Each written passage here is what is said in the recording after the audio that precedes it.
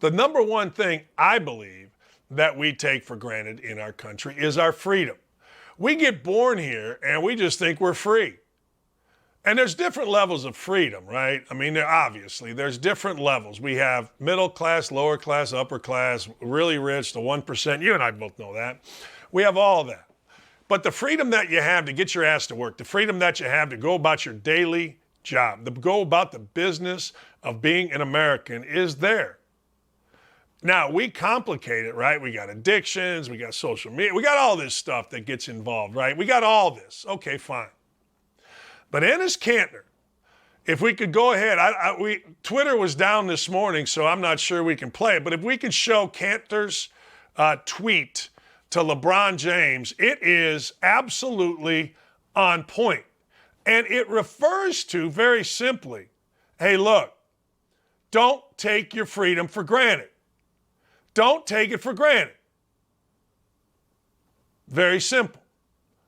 He says, Kanter does, about LeBron James trying to walk back his comments about Brittany Griner feeling like America doesn't have her back. And LeBron said she's probably feeling like she doesn't want to come back to America. Well, here was their response. People said LeBron stepped back his comments, walked back his comments. We call this a walk back, Kanter said. You are free to leave, buddy, or you can even volunteer for an exchange for her. Some people literally have no idea what it's like to live in a dictatorship. Keep taking your freedom for granted.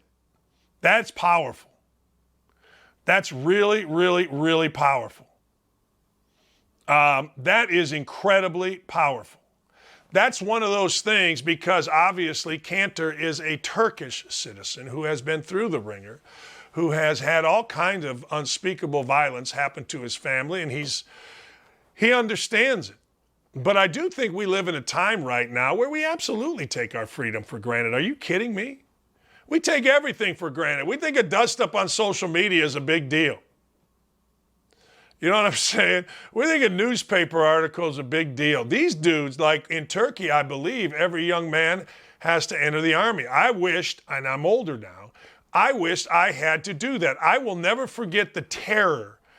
And Vietnam was over.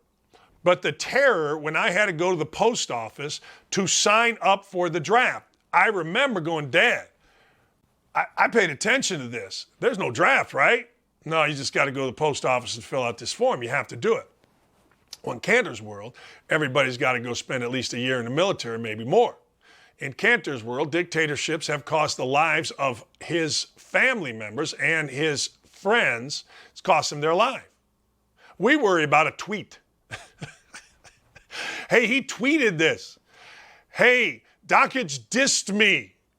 Dakich ripped me. We worry about that. And LeBron James, totally out of line, obviously. Like, look, let's be honest. I said this yesterday, and I'll say this again. Let me use an analogy of a very good friend of mine, very close friend of mine, was in a German jail. Do you deserve to be in a German jail? Yeah, probably. Got caught doing something illegal. Went to a German jail. There was not a thought of us trying to get the president to get him out. There was like, I got a call. I'm dealing with this at like 3 a.m. And I'm like, hey, I got the call because my college roommate, Uwe Blopp, German, his dad, German lawyer. So we had to get a hold and get him out. It's hard for anybody that isn't a professional, I guess, athlete or a bazillionaire to think in terms of, well, the president of the United States got to get me out. Now, I've called for the president of the United States to get her out. I have and I will. Absolutely. It's been long enough. Trump would have had her out, in my opinion. But the fact of the matter is, what does LeBron James want her to do? Go to England? Go to Russia? What does he want her to do? And good for Enes Kanter, because Enes Kanter, got to tell you, man, Enes Kanter knows a little bit about living under a dictatorship. And we do take our freedom for granted.